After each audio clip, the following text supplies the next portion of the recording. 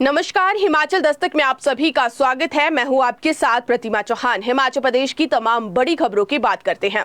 मुख्यमंत्री सुखविंदर सिंह सुक्खू ने भाजपा विधायक और पूर्व मंत्री सुधीर शर्मा पर आज तीखा राजनीतिक हमला बोलते हुए उनसे अपनी आय के सभी स्रोत सार्वजनिक करने की मांग की है। उन्होंने कहा कि यदि उनकी संपत्ति वैध आय के अनुरूप है तो किसी को कोई आपत्ति नहीं होनी चाहिए, लेकिन यदि जांच में बेनामी अथवा आय के ज्ञात स्रोतों से अधिक संपत्ति सामने आती है तो सरकार कानून के अनुसार उसे जब्त कर गरीबों के हित में उपयोग करेगी। चंबा में पत्रकारों से बातचीत के दौरान मुख्यमंत्री ने कहा कि वो स्वयं किसी भी प्रकार की जांच के लिए पूरी तरह से तैयार है। उन्होंने कहा कि मेरी जो भी संपत्ति 20 वर्ष पहले थी आज भी लगभग वही है। उन्होंने कहा कि मैंने कभी गलत तरीके से संपत्ति अर्जित नहीं की और किसी भी एजेंसी की जांच का सामना करने के लिए तैयार हूं। उन्होंने कहा कि यदि सुधीर शर्मा स्वयं को पूरी तरह बेदाग मानते हैं और निष्पक्ष जांच की बात करते हैं तो फिर जांच एजेंसियों को सहयोग करने में हिचकिचाहट आखिर क्यों दिखाई जा रही है। उन्होंने सवाल उठाया कि जब संबंधित एजेंसी जांच के लिए पहुंची थी तो उसे अंदर जाने से आखिर क्यों रोका गया। सुक्खू ने दावा किया कि सुधीर शर्मा के पास करोड़ों रुपए की संपत्ति है।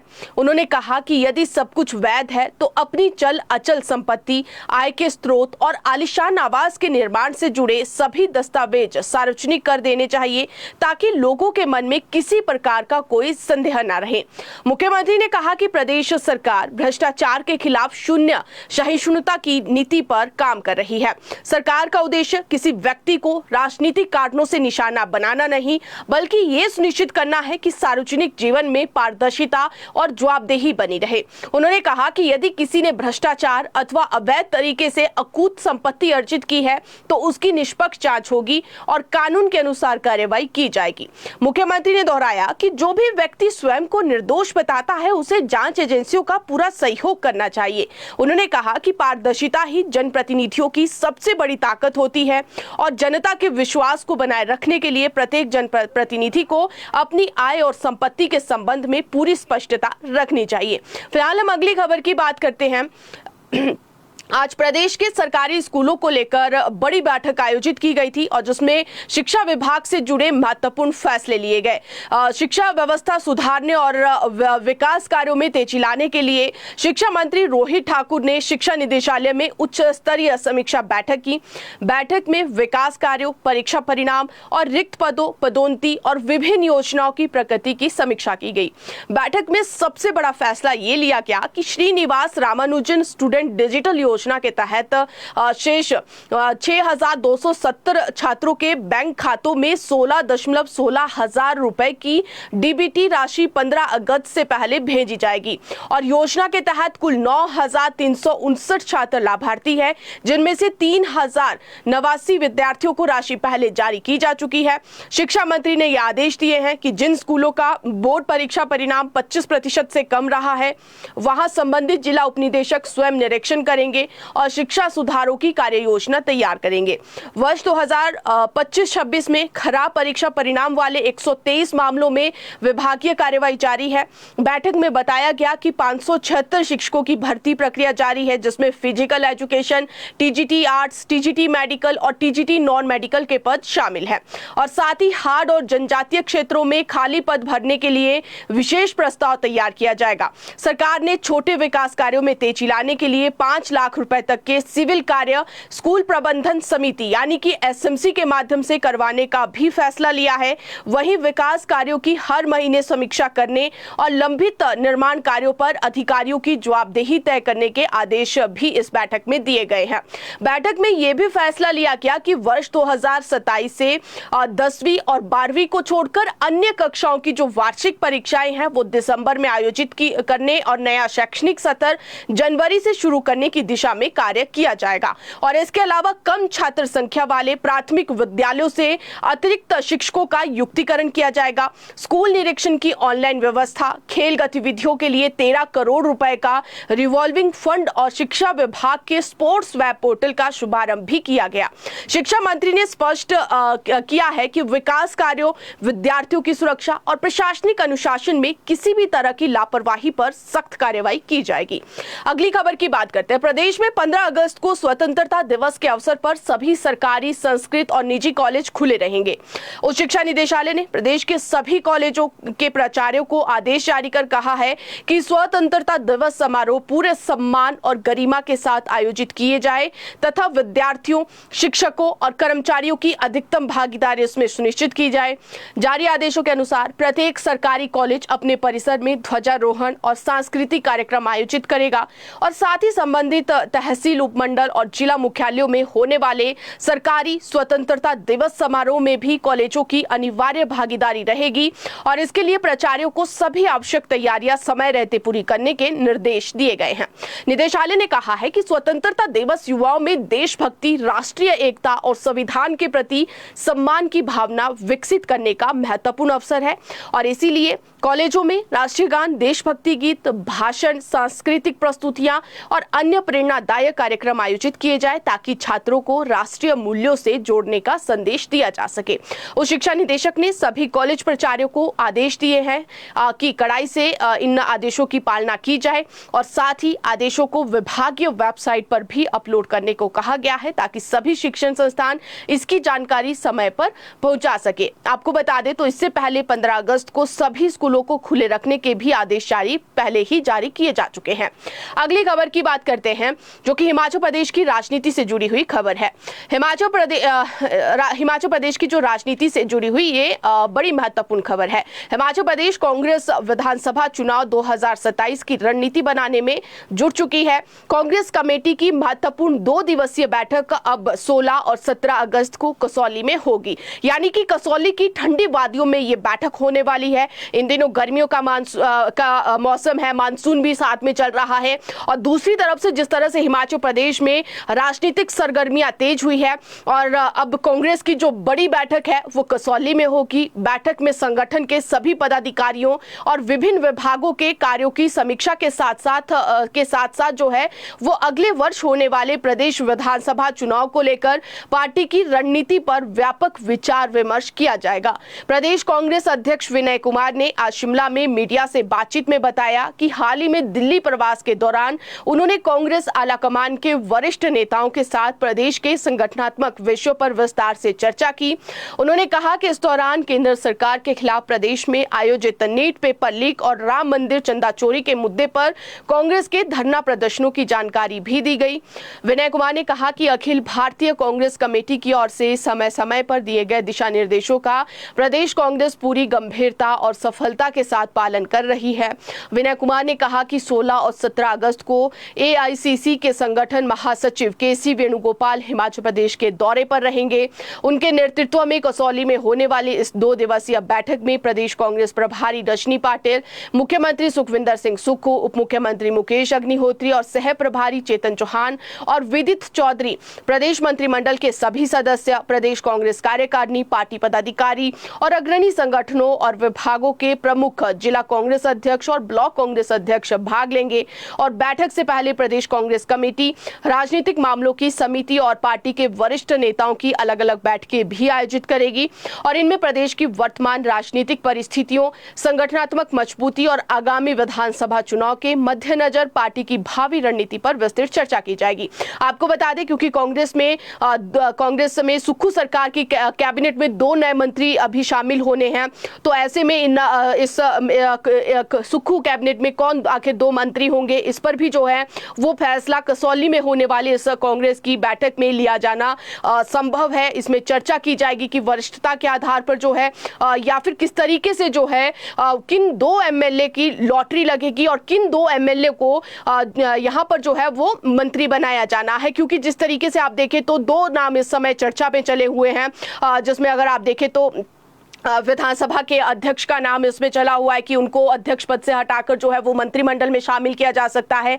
संजय रतन का नाम चला हुआ है कि उन्हें भी मंत्रिमंडल में शामिल किया जा सकता है। और इसके अलावा अगर आप देखें तो अभी भी हिमाचल प्रदेश के ऐसे बड़े ओहदों पर जो है पद खाली है जिस पर कई वरिष्ठ नेताओं को और एमएलए को एडजस्ट किया जा सकता है। तो कुल मिलाकर कांग्रेस की जो ये बैठक होने वाली है, इस बैठक में काफी महत्वपूर्ण चीजों को लेकर एक मंथन चलेगा और इसी के चलते जो है वो हिमाचल प्रदेश की गर्माहट जैसे मौसम में अब जरूर जो है वो राजनीतिक गलियारों में अब चर्चा शुरू हो गई है कि आखिरकार जो है वो अब सुक्खू कैबिनेट के 2 नए मंत्री कौन होंगे और क्या जो मंत्री अभी है उनकी परफॉर्मेंस के आधार पर उन्हें ड्रॉप किया जा सकता है। तो कई कुछ जो है वो इन दिनों चला हुआ है। अब ये आने वाला समय तय करेगा कि आखिरकार कांग्रेस सरकार में अब क्या जो बदलाव है वो इस साल देखने को मिलते हैं।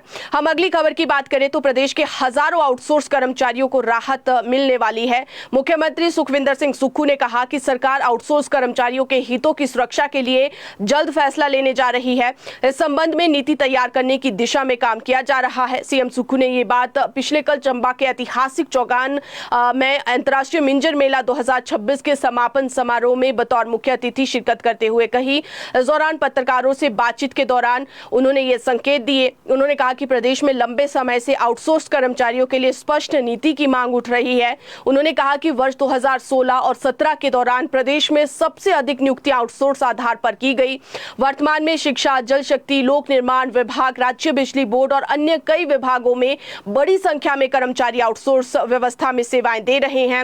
उन्होंने कहा कि आउटसोर्स कर्मचारियों के भविष्य को सुरक्षित बनाने के लिए व्यवहारिक और न्याय संगत नीति सरकार की ओर से तैयार की जाएगी। अगली खबर की बात करें तो राज्य विद्युत बोर्ड पेंशनर फोरम शिमला द्वारा आज बैठक शिमला में आयोजित की गई और बैठक को संबोधित करते हुए फोरम के महासचिव टीआर गुप्ता व सचिव चेतराम शर्मा ने पेंशनरों से जुड़े कई मुद्दों पर विस्तार से प्रकाश डाला और सदस्यों को फोरम की गतिविधियों और प्रयासों की जानकारी दी।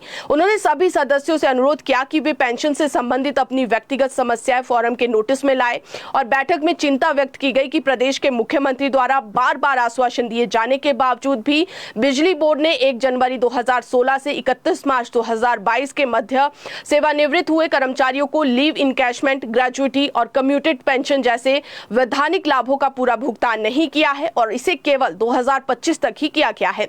सदस्यों ने कहा कि इन भुगतानों में अत्यधिक विलंब हो चुका है जिससे सेवानिवृत्त कर्मचारी और उनके परिवारों को आर्थिक कठिनाइयों का सामना करना पड़ रहा है। अगली खबर की बात करें तो प्रदेश सरकार ने आईएएस के 2 अधिकारियों की केंद्र सरकार में नियुक्ति और 2 ब्लॉक विकास अधिकारियों को हिमाचल प्रशासनिक सेवा में पदोन्नति के आदेश जारी किए हैं। सरकार द्वारा जारी अधिसूचना के अनुसार 2011 बैच के आईएएस अधिकारी विवेक भाटिया जो वर्तमान में मुख्यमंत्री के प्रधान निजी सचिव, सह विशेष सचिव तथा अतिरिक्त प्रभार के रूप में उद्योग विभाग के निदेशक का कार्यभार संभाल रहे थे, उन्हें भारत सरकार के युवा कार्यक्रम और खेल मंत्रालय के युवा कार्य विभाग में निदेशक नियुक्त किया गया है। उनकी नियुक्ति केंद्रीय प्रतिनियुक्ति के तहत 5 वर्ष के लिए की गई है। वहीं 2014 बैच के आईएएस अधिकारी डॉक्टर निपुण जिंदल जो कि डिजिटल टेक्नोलॉजी और गवर्नेंस विभाग के निदेशक तथा एचआरटीसी के प्रबंध निदेशक का अतिरिक्त कार्यभार संभाल रहे थे, उन्हें भारत सरकार के आर्थिक मामलों के विभाग में उप सचिव नियुक्त किया गया है और उनकी नियुक्ति 4 वर्ष की अवधि के लिए केंद्रीय प्रतिनियुक्ति पर की गई है। और इसके अलावा कार्मिक विभाग ने विभागीय पदोन्नति समिति और हिमाचल प्रदेश लोक सेवा आयोग की सिफारिशों के आधार पर ब्लॉक विकास अधिकारियों राजेश्वर भाटिया और कुलवंत सिंह को हिमाचल प्रशासनिक सेवा में पदोन्नत करने के आदेश जारी किए हैं। अगली खबर की बात करें तो प्रदेश सरकार ने अनियोजित निर्माण पर लगाम लगाने, प्राकृतिक सुंदरता, जैव विविधता, पारिस्थितिकी बनाए रखने और पर्यावरण बचाने और आपदा का खतरा कम करने के लिए सरकार ने बड़ा फैसला लिया है। हाल ही में सुक्खू कैबिनेट ने राजधानी शिमला के कोर एरिया में नए निर्माण पर रोक लगाने के प्रस्ताव को मंजूरी दे दी है और इसके साथ ही अब सरकार ने पूरे प्रदेश की हर पंचायत में भूस्खलन संभावित और पर्यावरण की दृष्टि से संवेदनशील क्षेत्रों को नो कंस्ट्रक्शन जोन के रूप में चिन्हित करने की प्रक्रिया को शुरू करने के फैसले पर विचार किया जा रहा है।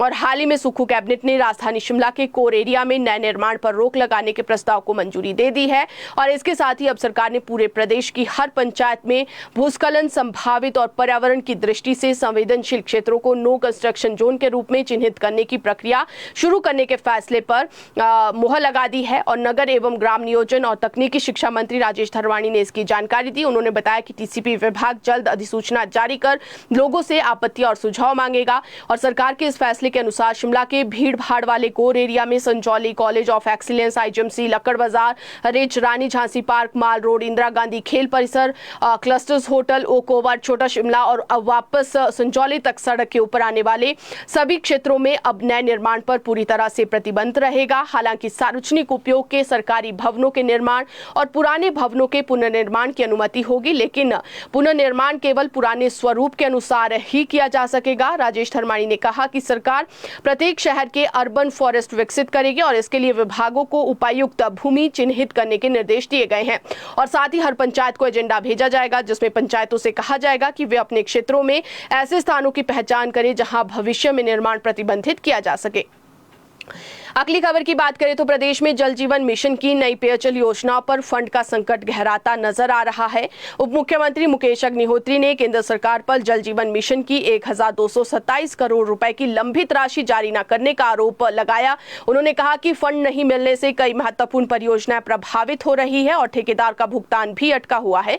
उप मुख्यमंत्री मुकेश अग्निहोत्री ने कहा कि जल जीवन मिशन के तहत हिमाचल प्रदेश के लिए केंद्र सरकार को करीब 6000 करोड़ रुपए की राशि जारी करनी थी, लेकिन 1227 करोड़ रुपए अभी तक लंबित है। उन्होंने दावा किया कि राज्य सरकार ने केंद्र की सभी शर्तें और औपचारिकताएं पूरी कर दी है, फिर भी फंड जारी नहीं किया गया। उन्होंने कहा कि राज्य सरकार ने अपने स्तर पर 100 करोड़ रुपए जारी कर विकास कार्यों को जारी रखने का प्रयास किया है, लेकिन कई ठेकेदारों का भुगतान अभी भी लंबित है।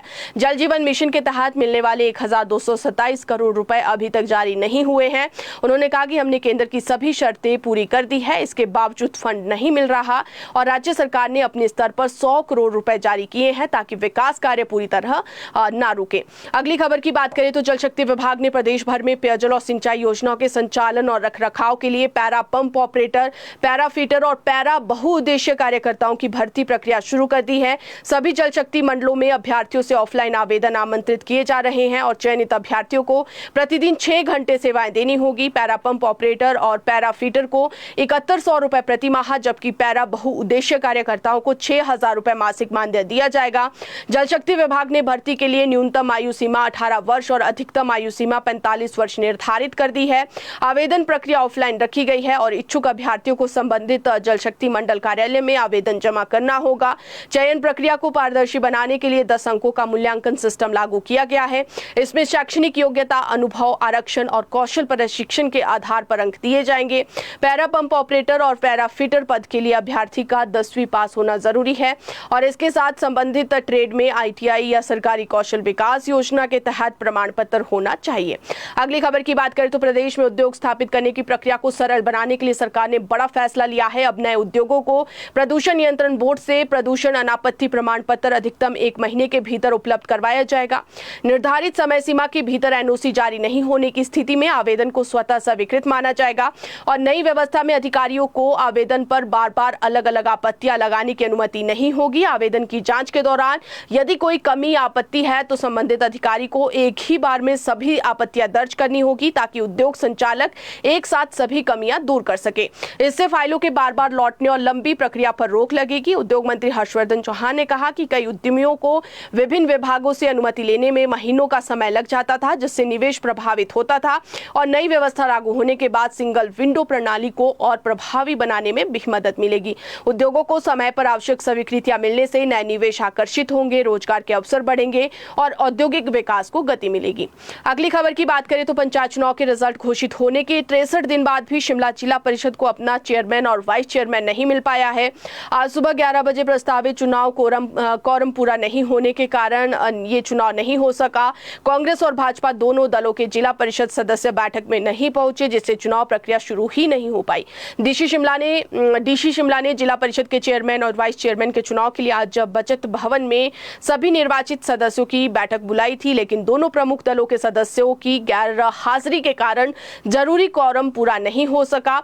ऐसे में अब चुनाव टलना तय माना जा रहा है। अब बैठक नई तिथि पर आयोजित की जाएगी, जिसकी सूचना जिला प्रशासन की ओर से बाद में जारी की जाएगी। प्रशासन की ओर से जिला पंचायत अधिकारी को निर्देश दिए गए हैं कि वो बैठक में सदस्यों की अनुपस्थिति के कारणों की जांच करे और जिला पंचायत अधिकारी जांच के बाद अपनी रिपोर्ट प्रशासन को सौंपेंगे। रिपोर्ट के आधार पर आगे की कार्यवाही और नई बैठक की प्रक्रिया तय की जाएगी।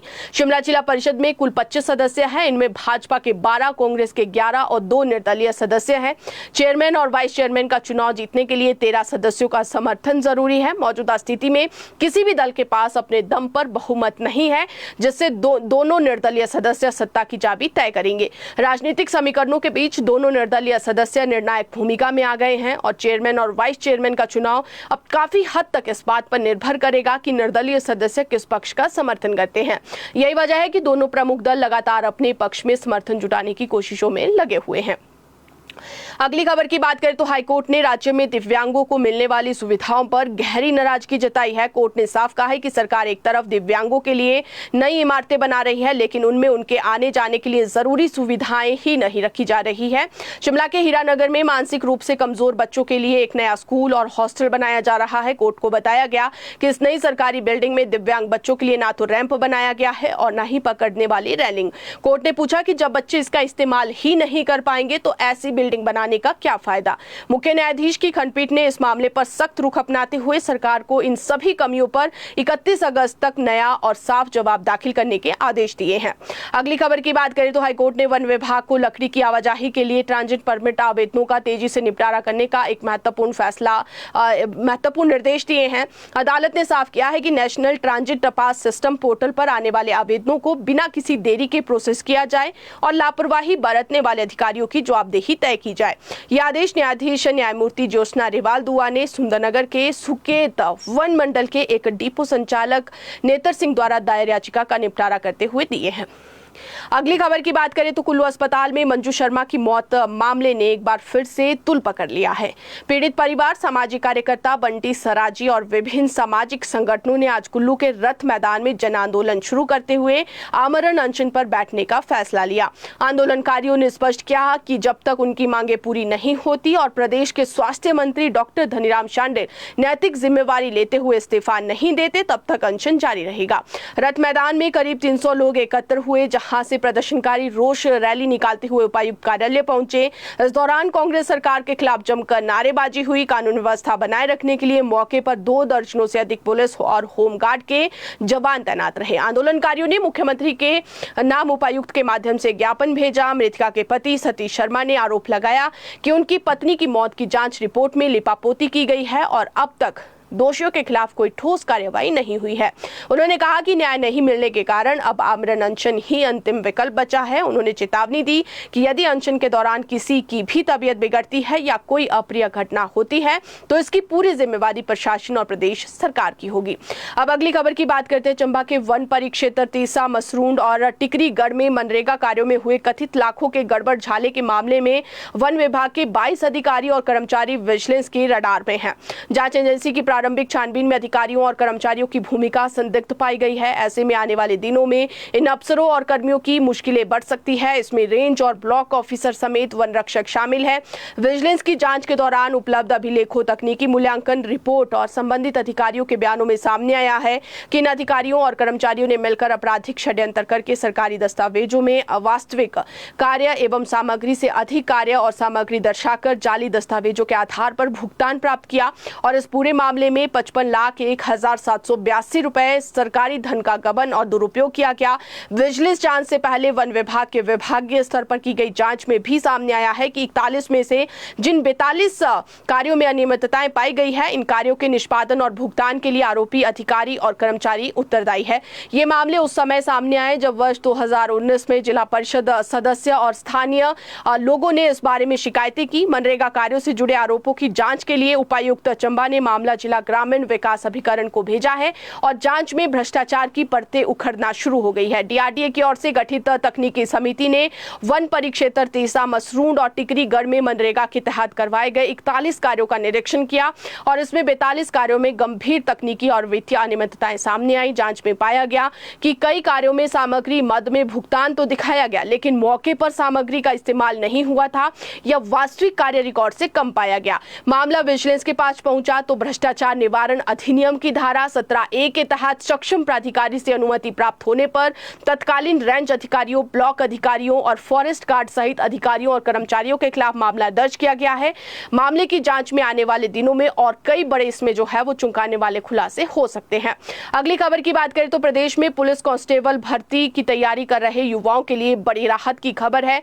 प्रदेश लोक सेवा आयोग ने राज्य सरकार के फैसले के बाद कांस्टेबल भर्ती के लिए सभी वर्गों के अभ्यर्थियों को ऊपरी आयु सीमा में 1 वर्ष की एक मुश्त छूट देने का फैसला किया है और इसके साथ ही ऑनलाइन आवेदन की अंतिम तिथि 15 दिन बढ़ाकर 21 अगस्त तक कर दी गई है।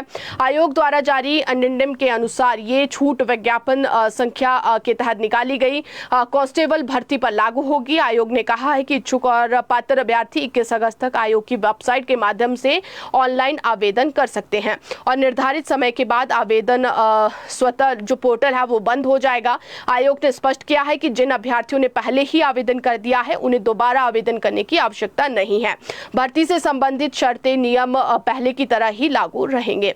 अगली खबर की बात करें तो आईजीएमसी शिमला में स्क्रब टाइफस के 2 नए मामले पाए गए हैं। इसके चलते अब यहां पर संक्रमितों की कुल संख्या 3 हो चुकी है। आज स्क्रब टाइफस के 9 नमूनों की जांच की गई। इनमें से 2 मरीजों में स्क्रब टाइफस संक्रमण की पुष्टि हुई जबकि 7 नमूनों की रिपोर्ट नेगेटिव आई है। अस्पताल प्रशासन के अनुसार अब तक कुल 38 नमूनों की जांच की जा चुकी है जिनमें से 3 मरीज स्क्रब टाइफस के पॉजिटिव पाए गए हैं। अब अगली खबर की बात करें तो मौसम विभाग ने राज्य के अधिकांश हिस्सों में 3 अगस्त से 9 अगस्त तक हल्की से मध्यम बारिश और अलग अलग स्थानों पर भारी वर्षा की संभावना जताई है। मौसम विभाग के अनुसार आज और कल ऊना, बिलासपुर, हमीरपुर, कांगड़ा और सिरमौर जिले में 1-2 स्थानों पर भारी बारिश होने की संभावना है और इसके बाद 5 से 9 अगस्त के बीच प्रदेश के विभिन्न जिलों में अलग अलग दिनों में भारी वर्षा का दौर जारी रह सकता है। कांगड़ा जिले में लगातार कई दिनों तक भारी बारिश की चेतावनी जारी की गई है जबकि मंडी, चंबा, सोलन और बिलासपुर में भी अलग अलग तिथियों पर भारी वर्षा का अनुमान है। विभाग ने यह भी चेतावनी दी है कि लगातार बारिश के चलते कई संवेदनशील इलाकों में भूस्खलन, फ्लैश फ्लड और जल भराव जैसी जो स्थिति है वो बन सकती है। तो ऐसे में मानसून में अपना ध्यान जरूर रखिए और अभी के लिए आप दीजिए हमें इजाजत। देखते और पढ़ते रहिए हिमाचल दस्तक। नमस्कार।